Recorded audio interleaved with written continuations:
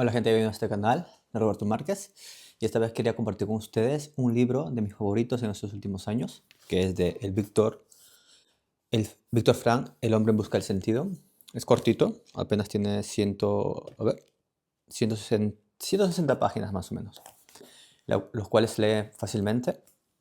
Es de un psicólogo psiquiátrico austríaco, uno de los sobrevivientes del holocausto del nazismo.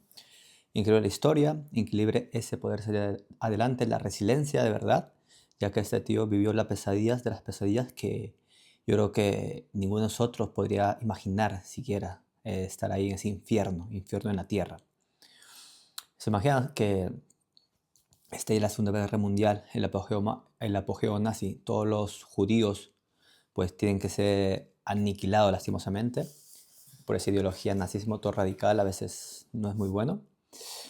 Y bueno, el psicólogo austríaco narra de una perspectiva psicológica cómo fue su cautiverio. Así que voy a explicar un poquito cómo fue esta historia triste, pues que hoy en día es como un mensaje para buscar sentido a nuestra vida en circunstancias que a veces pensamos que es muy difícil salir de ahí, ¿no? Así que empecemos.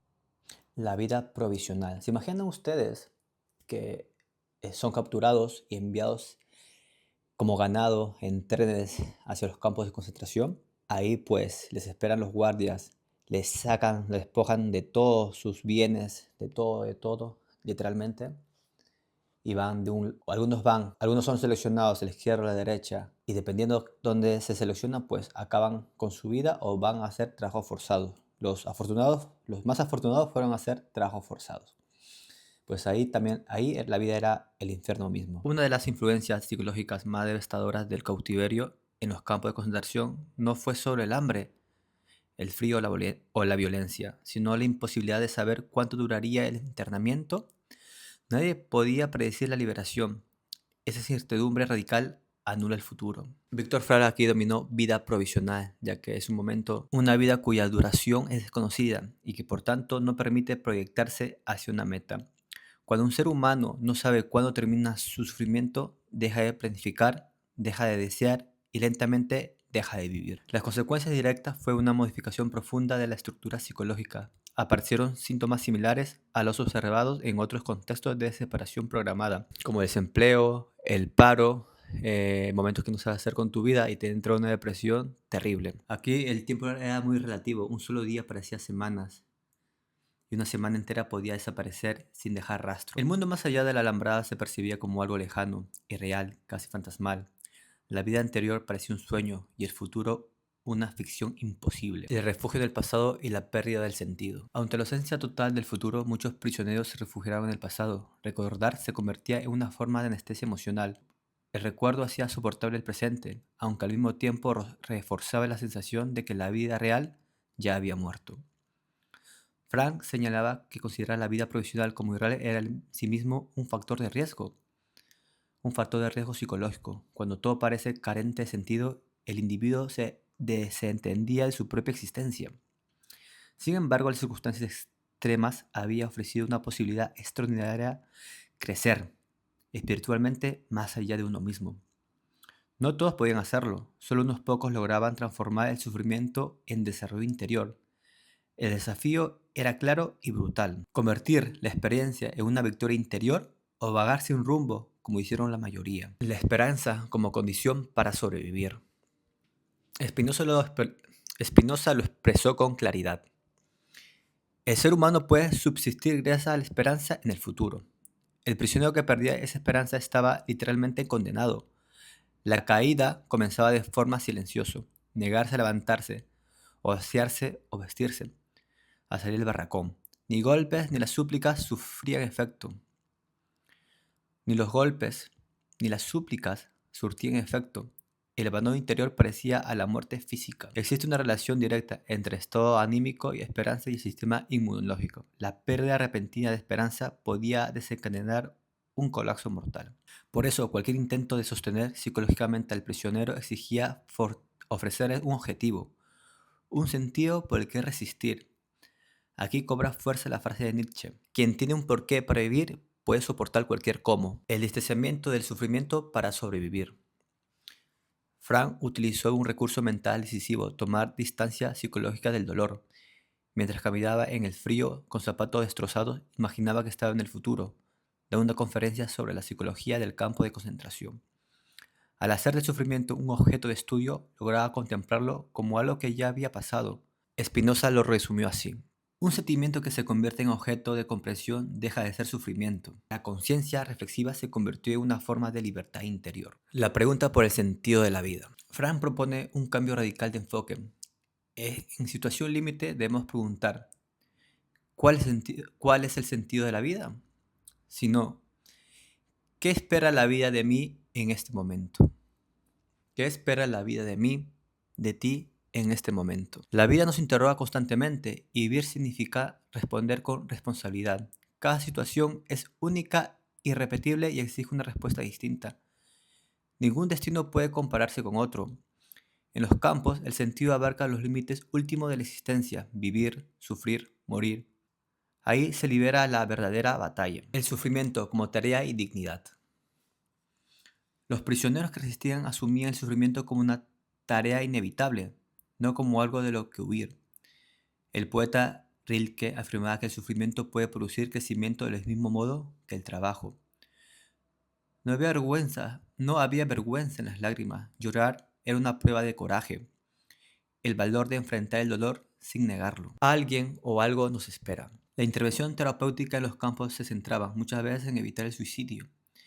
El método era sencillo y poderoso: mostrarle al prisionero que la vida aún espera algo de él.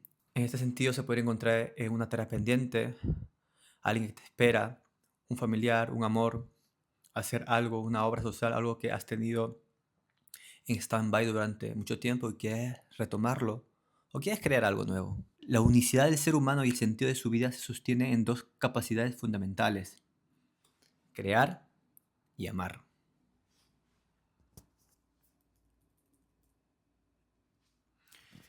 El bien y el mal, una cuestión de decisión. Frank desmonta una idea peligrosa. No existen grupos humanos totalmente buenos o totalmente malos. Hay solo personas decentes e indecentes, mezcladas en todas las capas sociales.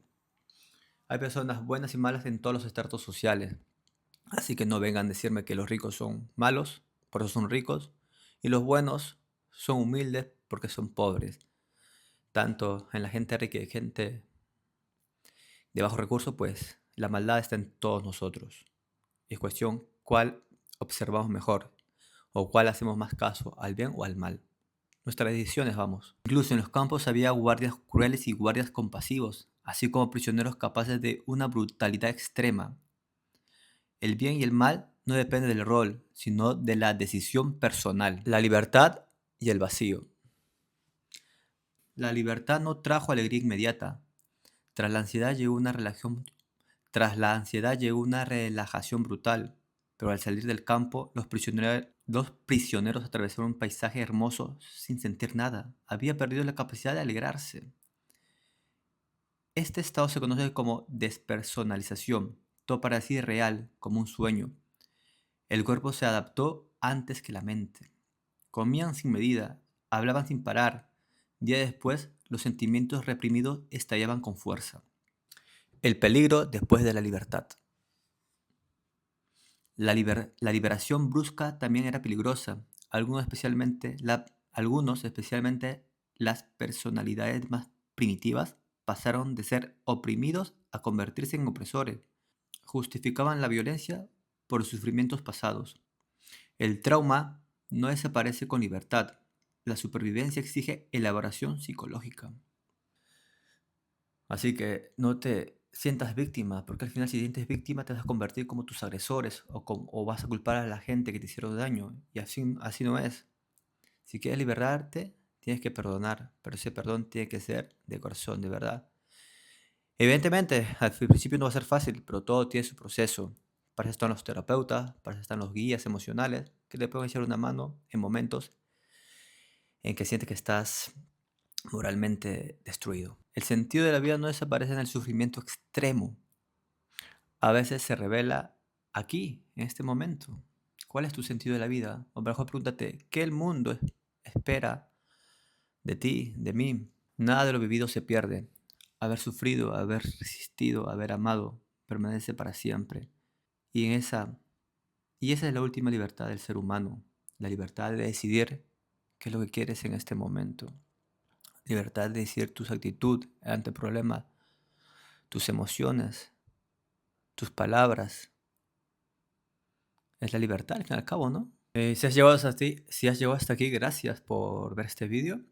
Espero que te haya ayudado algunas partes de este breve y pequeño resumen de Víctor Frank.